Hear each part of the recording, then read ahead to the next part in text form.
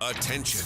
If you owe back taxes to the IRS, watch this urgent message. The IRS is cracking down by hiring 87,000 new agents to garnish your paycheck and put liens on homes and businesses. They can even seize your bank account. The IRS calls it enforced compliance, and now they have the manpower to get you. Penalties and interest on unpaid taxes compound daily. So call One Stop Tax Relief Shop and get the IRS off your back. They're experts in the Fresh Start Initiative, one of the biggest breaks the IRS has ever offered. And no other tax shop gets you more or faster approvals. One Stop Tax Relief has resolved thousands of cases since 2014 and saved clients millions of dollars. Call now for a free consultation. Connect with tax professionals who get the IRS off your back. Call 800-605-0688. 800-605-0688. One Stop Tax Relief Shop.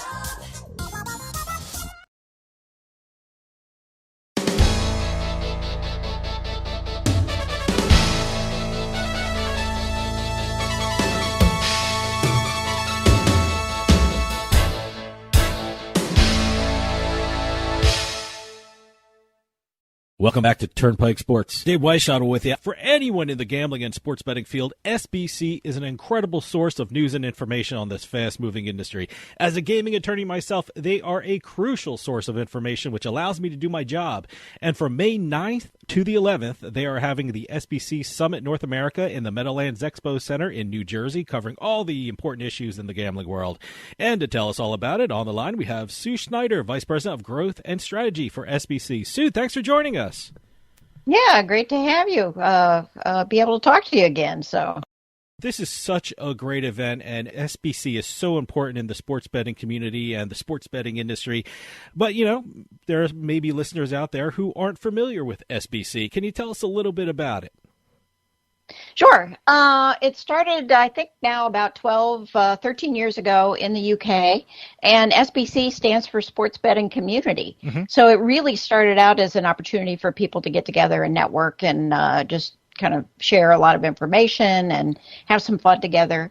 And it's just really grown over the years, and now we have a number of events that go on globally, and the one for coming up in New Jersey is related to North America, and so it's been fun to watch this grow after the Supreme Court passed a decision that kind of opened things up.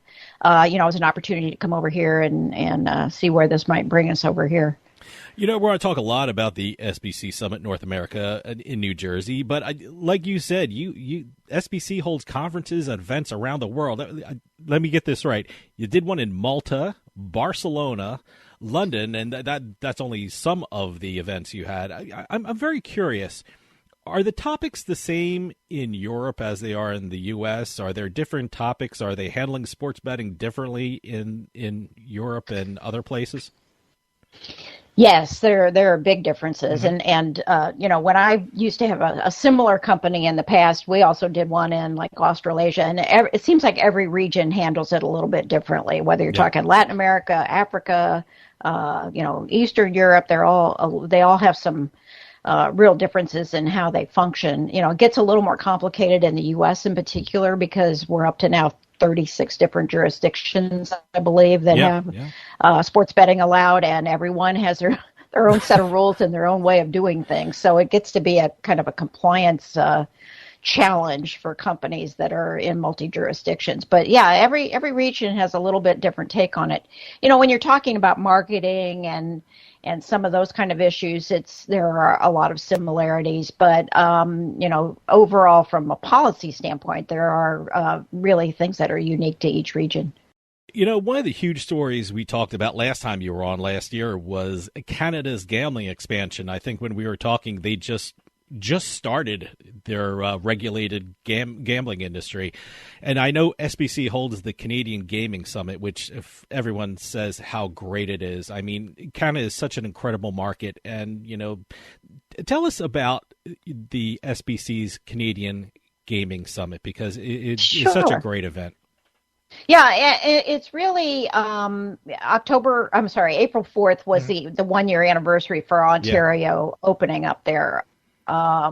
their system away from just the crown corporations, which are basically kind of governmentally run casinos and that sort of thing, which is how Canada really has operated in the past. So Canadian Gaming Summit is actually a 25-year-old event, so it predates us. SBC bought that late last year. So this will actually be the first one where it'll have kind of the imprint of SBC on it. So we're really looking forward to it because, SBC has kind of a unique way of looking at events like this. We call it an all-inclusive. So, from breakfast through lunch through the evening activities, it's really all part of one, registration fee and things like that. So we're able to really kind of put our print on it this time around and make it a little bit different. And we're also reaching out to a lot of the other verticals that may not have been as involved in the past in Canada. There's First Nations up there, the kind of the equivalent of the tribal casinos in the U.S. There's charitable bingo. There are a number of groups. So for SBC, we're kind of broadening it into more land-based in the Canadian event, whereas in most of our other events, we really concentrate on sports betting and iGaming. Canada is such an interesting market because you can really see the growth of sports betting and iGaming industries. I split my time between New Jersey and Massachusetts, and Massachusetts just launched their sports betting industry a couple of weeks ago, and they're kind of still struggling through the regulations and the recommendations and the advertising and things like that. That's why it's so important for SBC to hold these events and conferences. When we're talking about sports betting expansion, do you think it will expand at the rate it has been going? Or I guess it's got to slow down sometime, but do you foresee a future where all 50 states, probably not Utah, probably not all 50 states, but do you think we'll see a nationwide sports betting industry? Well, I do think we will add more states to, that will have regulated sports betting. I'm in St. Louis area, and Missouri has been a real frustration because we've been at this for a number of years now, and we have basically one senator who's been holding up the thing, even though we're now surrounded completely, other than Oklahoma, which was trying to pass it this year, but doesn't look like they will. We're completely surrounded by states that are have legal sports betting. So, it's a situation where that revenue is bleeding over to Illinois or Kansas or Arkansas or, Sure. You name a bordering state. So it is a situation where I think we're going to continue. Or like you said, we won't get to 50. I joked about that with somebody the other day who said that, and I said, well, I don't see Utah going that route, but who knows? But the other piece of it is looking at iGaming too and seeing but that's been a slower rollout. I think we're up to 6 or 7 states that have approved that now. So I expect to see more growth on that, frankly, because I think that's a very popular item too. But that's the one that scares a lot of people in terms of the previous cannibalization myths and things like that. I think if you look at New Jersey's experience, they now can show really that doesn't cannibalize it. Indeed, it tends to bring in newer audiences, younger audiences. But that myth is still out there. Last time we talked last year, I thought California had a chance to actually get it, but I guess not. I guess that's the next big story.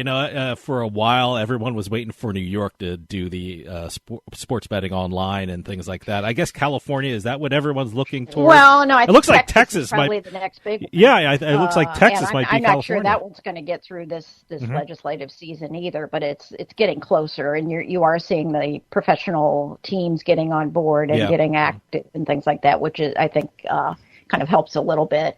Although again, it hasn't in Missouri, but. Don't get me started on Missouri. We have to do a part 2 of this show just on Missouri.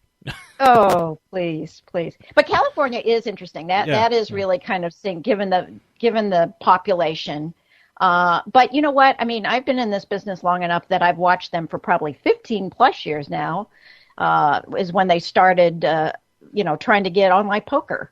I always liken the situation in California to a circular firing squad, because you have the traction, you have the tribal casinos, and you have the card rooms. Sure. And, they tend to not ever get anywhere. And then you throw in the mobile only folks who, came in and made that effort with one of the propositions that opposed the tribal one. So it gets complicated very quickly. And I always think the best approach would be to just stick all those people in a room and say, don't come out until you figure it out. Because meanwhile, consumers are saying, why can't we do this?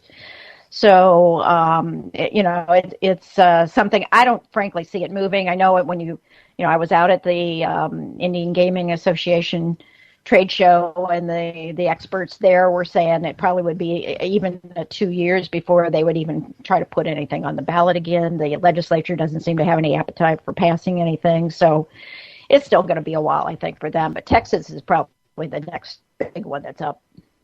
I want to ask you about this great event being held in my home state of New Jersey. Give us an overview of some of the topics that will be highlighted during the SBC Summit North America. Sure.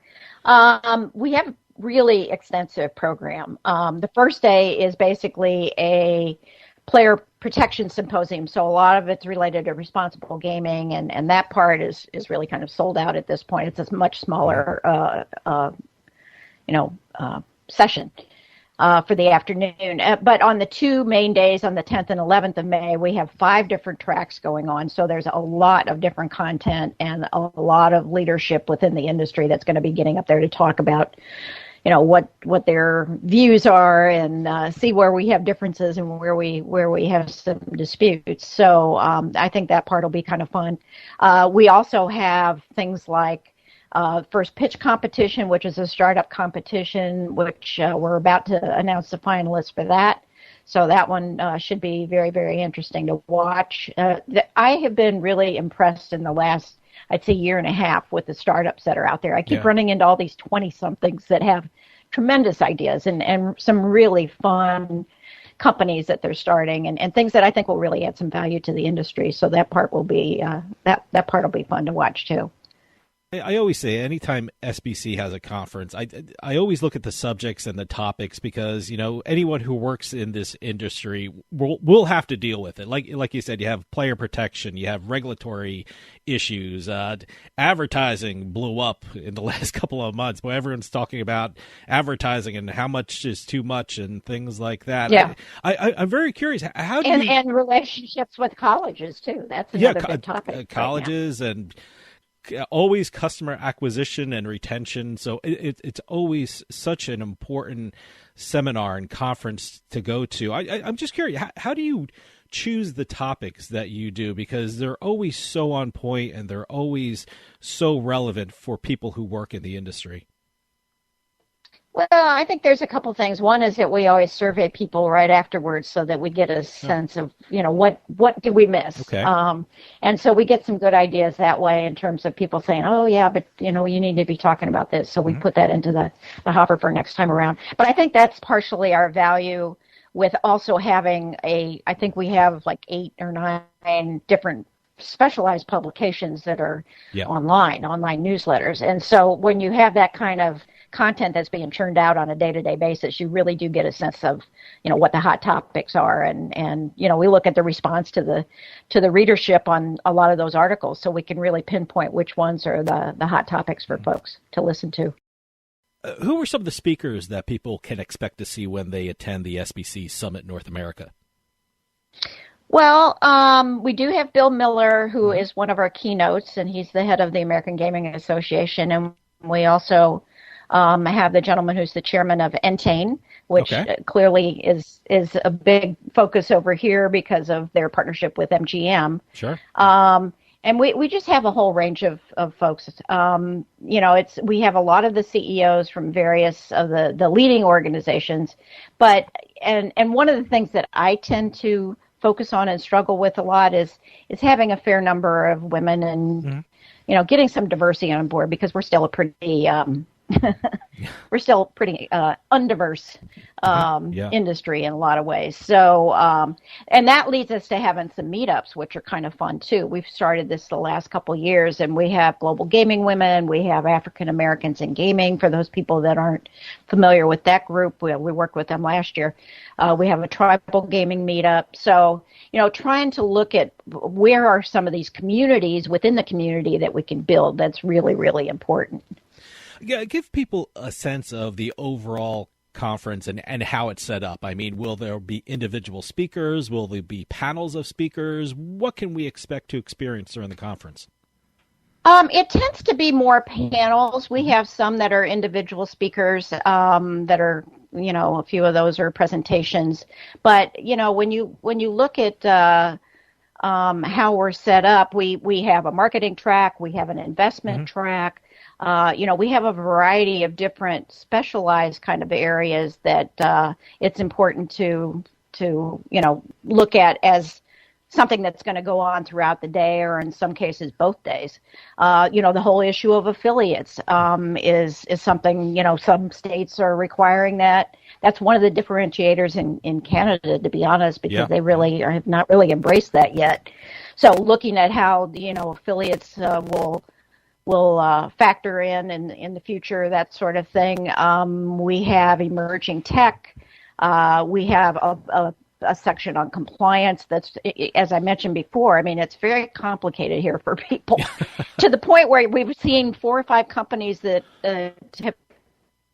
do nothing but focus on compliance issues and try to, offer operators the tools to be able to do that. So, it's a situation where trying to cover all those kind of things is really, really critical. Now, as you said, your speakers include some of the CEOs of the most well-known gaming companies in the world, and some policymakers and important people in the sports betting world. And there's a lot to listen to. There's a lot of panels. There's a lot of speakers. If someone misses a speech or a panel discussion, do you have an on-demand section where they can go and hear the presentation at a later time? Sure. Yeah, that's part of that comes with the package. And yeah, we do. I mean, we've got Matt King, who works with Fanatics, the president of FanDuel, Adam Greenblatt, who's CEO of BetMGM. There are a number of folks that are CEO level that are really good to listen to. But we do have, because that's what we hear a lot when you have 5 tracks of stuff, people always say, oh, I really wanted to hear this other one. Yeah.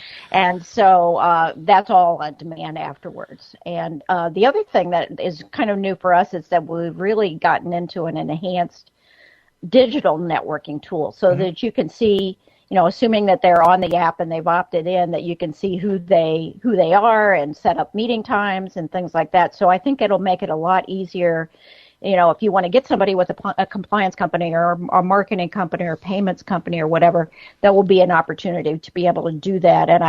And I encourage people to do that ahead of time and really take advantage of that tool this year to be able to really kind of maximize their time there and meet with the ones that they really want to meet with. I'm glad you brought that up, because I saw that on your webpage that you now have an app that you can, they'll make attending the conference a little more easier for a lot of people who want to get to a certain conference and hear a certain speaker. Tell us about the app, and where can someone download that app? Because I have my phone in my hand right now, so... Yeah, once you register, you'll get a link to that app, and then it's just a matter of filling that out, the information on yourself, and then it's got an AI component, so that part of what it will do is try to match you up with some other people that you might find interesting to talk with. Now, one of the great things about the conference is you have exhibitors in the room. It's not only panels and discussions, but you have a room full of exhibitors where they set up a table and have information on their companies. Tell me about some of the exhibitors that people can expect to see when they attend the conference. Well, again, I think, it's the people that offer all the infrastructure that you need to be there. So it's potentially, it's payments companies. We have, marketing companies. There are just a variety of groups that are going to be there in terms of platforms. One of the things that we've found as new companies come on board, new states or jurisdictions come on board, the way it's worked out in the U.S. is that unless you're coming in as a technology partner to a land-based operator, or you're using one of their skins in the states that allow that, you may not. You may be starting from scratch on trying to learn how to do this. Yeah. So, it will be an opportunity where you can really take a look at all the various payments companies, financing companies, legal. I'm just kind of looking over the list here. It's really kind of goes the whole gamut in terms of all the different pieces. Geolocation, cybersecurity, all of those pieces are things that you're going to need to really have a successful operation. Another great thing about the SBC North America is a lot of business gets done because you have some great networking events. Tell us about some of the networking events at SBC Summit North America. Yeah, well, that's what I always caution people when they said I've never been to one before. And I always tell them, don't get all booked up with dinners and things in the evening because you'll miss out. So we have basically 3 nights. This time, all 3 of our evening events will be in Manhattan. And so it's Tuesday, Wednesday, Thursday night networking. And the last night is also an awards dinner, which has gotten to be really, really popular. And so people love going to that. But if you're not going to that, we do have a networking event that's kind of separate. And then those folks join after the awards dinner is over. But each one is really a great opportunity to, get to know some other folks and to just take advantage of all of these, people being in one spot to make a lot more contacts than you may not have done if you were off, gallivanting around the city. So I always encourage people to just make sure that you make that connection. SBC has some of the greatest parties. One year, weren't you kicking field goals? In one year, and that was amazing.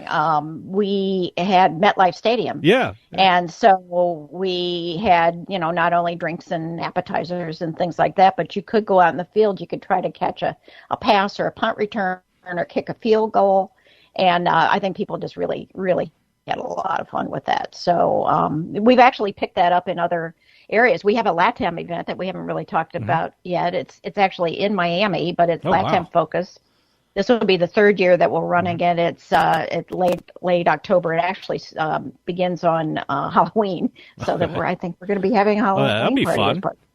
Yeah, but we did the same thing last year. We went to Marlins Stadium, and you could get down on the field or and catch balls and just basically have some fun. I went into the locker room. It was in the batting cage in there. And so, it's fun to take over those sports facilities and then get something very, very interactive. So it's something we're going to continue to try to do. It doesn't always work out with the timing because of the games going on in the schedules. But that's why we were lucky to get the MetLife Stadium that one time. You mentioned this before, but I just want to stress that I love what SBC does for startups, and certainly the SBC's first pitch competition is such a great thing. I know you talked about it a little bit, but get a little more in depth on that because it is such a great idea and it's such a help for startup companies in this business.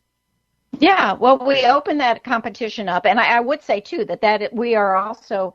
Last year, we brought that to our event in Barcelona, which is a global event, and we're also initiating the first pitch startup competition in Canada in June. Oh, great! So we're kind of spreading that around a little bit, but we just basically open it up to it's pretty early stage startups, and we have a panel of judges, and they pick 5.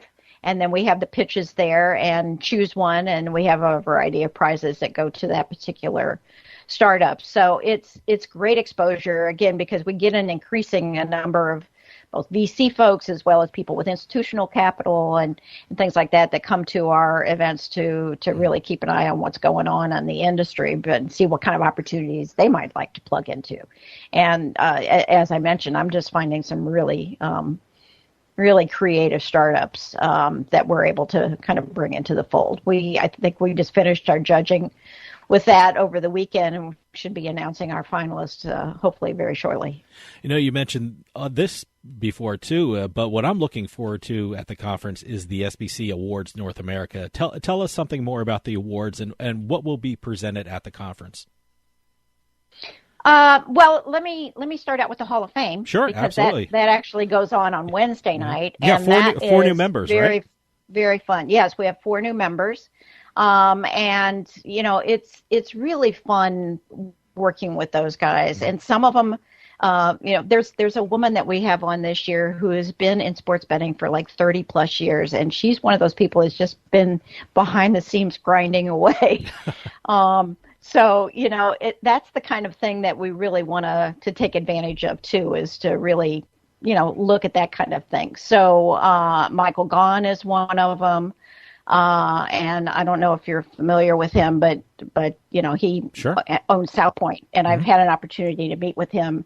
And the thing that's amazing is just that he, when I've been there and I've been around other guys that have been in the business in Las Vegas for a long time, they all point to starting with him. So he's been an amazing incubator. He's offered an incubator really for so many people that have been in the business.